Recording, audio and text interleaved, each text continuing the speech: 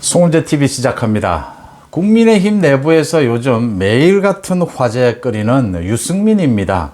전당대회를 앞두고 유승민이 출마를 하는 것이 맞느냐, 출마를 할 경우에 전당대회 구도가 어떻게 되느냐, 이게 지금 가장 큰 얘기거리입니다. 논의거리입니다.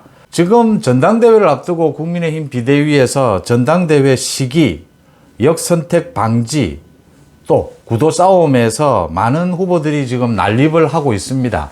황교안 전 대표도 출마 선언을 했습니다. 이렇게 앞으로도 더 많은 후보들이 나올 텐데 이제 친윤 후보가 단일화가 가능할 것이냐, 이런 얘기들이 가득합니다. 그런데 가장 중요한 중심에는 유승민이 있고, 유승민이 이준석의 해당 행위를 비호했고 자신도 해당 행위를 했고 또 역선택을 노리고 있는 것이다. 오늘도 김재원 전 최고위원이 유승민에 대해서 유승민은 늙은 이준석이다 라는 이야기를 했습니다. 그러니까 유승민은 윤석열 정부에 아무런 도움이 되질 않는다, 오히려 걸림돌이 된다, 이준석의 해당 행위를 비호한 사람이다. 또 유상범 의원, 유승민이 아마 출마하지를 못할 것이다, 유승민의 지금 당내에서 영향력이 이준석에 비해서는 지난해에 이준석이 당대표로 될 그 당시와 비교해서는 굉장히 떨어진다. 그래서 지금 역선택, 전당대회 룰이 정해지고 전당대회 시기 등에 따라서 출마하기 어려울 것이다 라는 이야기도 했고, 조경태 의원은 유승민에 대해서 배신자다 이야기를 직격탄을 날렸습니다. 박근혜 전 대통령 탄핵 때도 배신자였듯이 지금도 배신하는 행태를 보이고 있다. 개딸들이, 민주당 이재명의 개딸들이 국민의힘 대표를 뽑는 이런 전당대회 룰은 고쳐야 한다. 100% 당원의 손으로 이번에는 국민의힘 대표를 뽑아야 한다. 이렇게 유승민에 대해서 집중타를 날리고 있습니다. 세 가지 점에서 유승민이 이번 전당대회, 차기 전당대회에 출마할 수 있겠느냐라는 겁니다. 가장 먼저 전당대회 룰입니다. 여론조사에서 역선택을 막는 조항은 지난해에도 실행이 됐습니다. 그런데 이게 충분히 효과적이지 못하다. 그래서 아예 100% 당원의 손으로 이번에는 당대표를 뽑자. 차기 전당대회 선관위가 발족을 하면 선관위에서 최종 결론을 낼 부분입니다. 그런데 지금 압도적인 여론이 유승민을 제외한 대부분의 후보들이, 지금 대부분의 당원들이 이번에는 역선택을 확실하게 방지하자, 이런 논의가 계속 확산이 되면서 각종 국민의힘 지지자들만을 대상으로 한 여론조사에서는 유승민이 10%를 얻지도 못합니다. 지지율을 10% 이내입니다. 그러니까 이렇게 역선택을 방지하는 전당대회 룰을 고치자라는 논의만으로도 유승민이 출마하기가 어려워질 것이다. 그 다음 두 번째로 전당대회 시기입니다. 이걸 내년 2월에 여느냐 아니면 4월, 6월 전당대회 시기를 미루느냐. 미루면 미룰수록 유승민에게 불리한 것이 아니냐. 그러니까 이준석이 임명하고자 했던 지금 당의 위원장들 사실은 이걸 취소를 하고 좀 정리를 해야 되고, 그 다음 이준석과 유승민의 좀 우호적인 이런 해당 행위를 비호했던 이런 당의 위원장을 좀 정리를 해야 된다.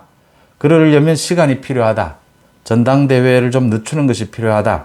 전당대회를 늦추면 늦출수록 유승민에게는 불리하지 않느냐, 유승민의 출마 가능성은 낮아지는 것이 아니냐라는 부분입니다.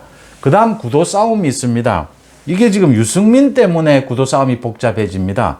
유승민이 없으면, 유승민이 출마하지 않으면, 유승민은 사실은 윤석열 정부나 국민의힘에 적대시를 하고 있기 때문에 정치적으로도 출마하는 자격이 있느냐라는 것이고, 또 두 번째, 이 전당대회 룰과 관련해서 역선택을 노리는 유승민이 출마하는 것이 맞느냐라는 논란이 휩싸일 수 있습니다. 유승민만 빠진다면 전당대회 시기나 이런 역선택 조항, 이런 부분들이 굉장히 쉬워질 수 있습니다.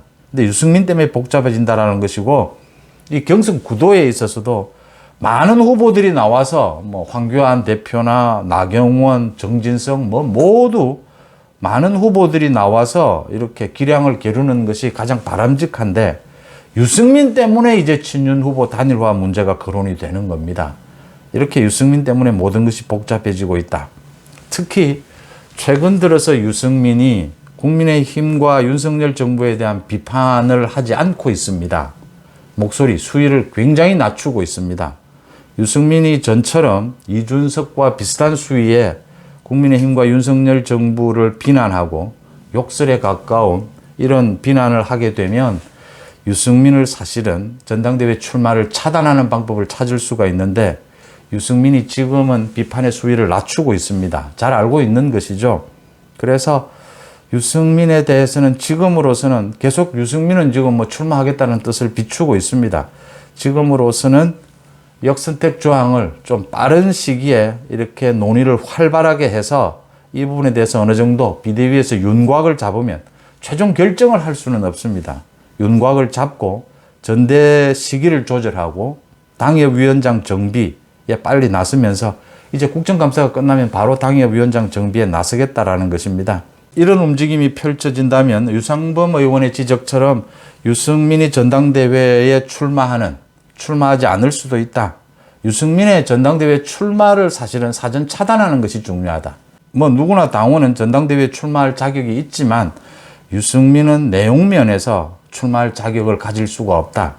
유승민의 전당대회 출마를 차단할 수 있다면 많은 부분들이 쉽게 갈 수 있다라고 하는 겁니다. 구도 싸움에서도 마찬가지입니다. 유승민이 뭐 늙은 이준석이다라고 이야기를 했는데 유승민이 거의 국민의힘 여당의 암적인 존재가 되고 있다. 이런 지적까지 나오고 있습니다. 송은재TV 마칩니다. 고맙습니다.